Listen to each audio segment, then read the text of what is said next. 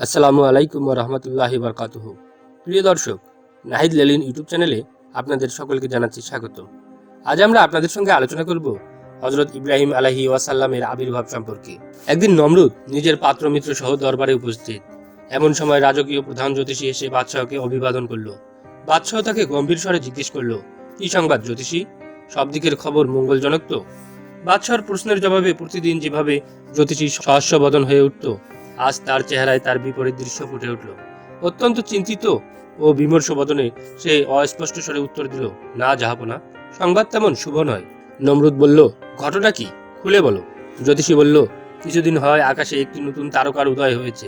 তা লক্ষ্য করে আমি বিশেষভাবে গণনা করে দেখে অবগত হলাম যে আজ হতে 3 দিনের মধ্যে আপনার রাজ্যে একটি শিশু তার মাতৃগর্ভে স্থান লাভ করবে। ভবিষ্যতে সেই শিশুটি আপনার সাথে চরমভাবে শত্রুতায় অবতীর্ণ হবে এবং সেই হবে আপনার পতনের কারণ। আল্লাহ পাকের কুদরত ও মর্জির বিরুদ্ধে কারো কিছু করার সাধ্য নেই। যেভাবে অথবা যে অবস্থার মধ্য দিয়েই হোক, আল্লাহ পাকের ইচ্ছা বাস্তবে প্রতিফলিত হবে। নমরুদের কঠোর আদেশ যথাযথভাবেই পালিত হচ্ছিল। গোটা রাজ্যের কোনো দম্পতি নির্দিষ্ট 3 দিনে মিলনের স্বাদ গ্রহণ করতে সাহস পেল না, অথচ আল্লাহ পাকের যা মর্জি ছিল তা অবাধেই ঘটে গেল। নমরুদ বাদশাহর দেহরক্ষীর নাম ছিল আজর। সে প্রতিদিন সারা রাত জেগে নমরুদের শয়নকক্ষে প্রহরীর কাজে নিযুক্ত থাকত, আর তার স্ত্রী নিজের ঘরে একাকিনী রাত কাটাত। যেদিন নমরুদের উল্লেখিত কঠোর ঘোষণা প্রচারিত হলো, সেদিন রাতে ঘটনাচক্রে আজরের স্ত্রীর মনে স্বামীর সাথে মিলনের আশা প্রবল হয়ে উঠল। সে প্রায় মধ্যরাত পর্যন্ত একা বিছানায় পড়ে ছটফট করে কাটিয়ে দিল, কিন্তু আর সহ্য করতে পারেনি। কামোত্তেজনায় অস্থির হয়ে শয্যা ছেড়ে স্বামীর সাথে সাক্ষাৎ করতে রওনা করল। আজরের স্ত্রী ঘরে একাকিনী থাকে বলে তার ঘরে পাহারা দেয়া বা তার প্রতি নজর রাখার বিষয় কারো কাছে প্রয়োজন মনে হলো না। সুতরাং আজরের স্ত্রী নির্বিঘ্নে ঘর হতে বের হয়ে গেল। পক্ষান্তরে নমরুদের শয়নকক্ষের দরজায় প্রহরী আজর বসে বসে কালক্ষেপণ করছিল। অনুকূল পরিবেশ ও অবস্থার প্রভাবে সেদিন আজরের মনেও কাম উত্তেজনা দেখা দিল। তার শুধুই মনে হচ্ছিল যে এই সময় একবার যদি তার স্ত্রীর সাথে মিলিত হতে পারত, তবে কতই না আনন্দ হতো। কিন্তু মনের আশা মনেই গমড়িয়ে মরছিল। আশা সফল করার কোনো উপায় ছিল না। এদিকে আজরের স্ত্রী রাজমহলের সদর দরজায় পৌঁছে দেখতে পেল যে দরজায় নিয়োজিত প্রহরীদ্বয় আপনা আপনার স্থানে বসেই ঘুমে বিভোর। অতএব সে সম্পূর্ণ বিনা বাধায় অন্দরে প্রবেশ করে স্বামীর সাথে সাক্ষাৎ করল। স্বামী আজরও পূর্ব হতেই কামজ্বালায় অধীর হয়ে বসেছিল। সুতরাং এই সময় এমত অবস্থায় স্ত্রীকে দেখে এ যেন আকাশের চাঁদ হাতে পেল। দুজনের চোখের ভাষায় নিজেদের মনের অবস্থা জানিয়ে দিল। কারো মুখ ফুটে কিছু বলতে হলো না। আজর তখন উঠে ঘুমন্ত বাদশাহর পার্শ্ববর্তী কক্ষে স্ত্রীকে নিয়ে তার সাথে মিলিত হলো। তারপর উভয়ে মিলন তৃপ্তি লাভ করে স্বামী আজর নমরুদের কক্ষে ফিরে আসলো এবং স্ত্রী তার নিজ ঘরে প্রত্যাবর্তন করলো। আজর তাকে বলে দিল, সাবধান, কেউ যেন এ ঘটনা কোনো রূপেই জানতে না পারে। স্ত্রী যথাসাধ্য গোপনীয়তা রক্ষা করলো। বলা বাহুল্য যে আজর দম্পতির এই মিলনের কারণেই আল্লাহর নবী হজরত ইব্রাহিম খলিলুল্লাহ আলাইহি ওয়াসাল্লাম পিতার পৃষ্ঠাদেশ হতে মাতৃগর্ভে স্থান লাভ করেছিলেন। কেউ কিছু জানলো না, বুঝলো না, টেরও পেল না।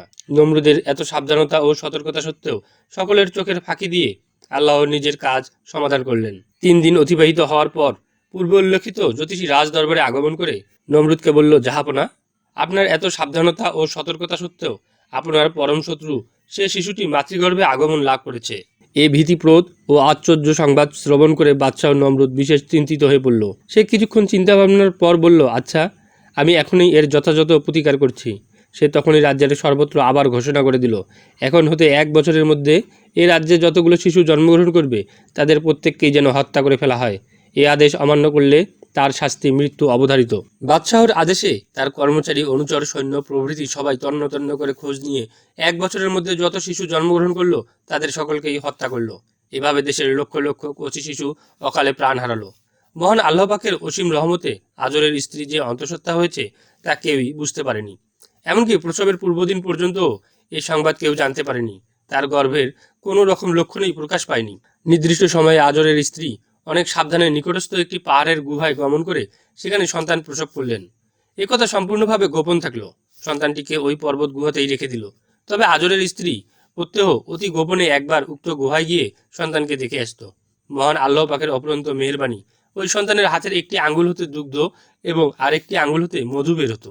শিশু হজরত ইব্রাহিম আলাইহিসসালাম তাই পান করে লঘুচক্ষুরালে বড় হতে লাগলেন। দিনে দিনে একইভাবে 60টি বছর অতিবাহিত হয়ে গেল।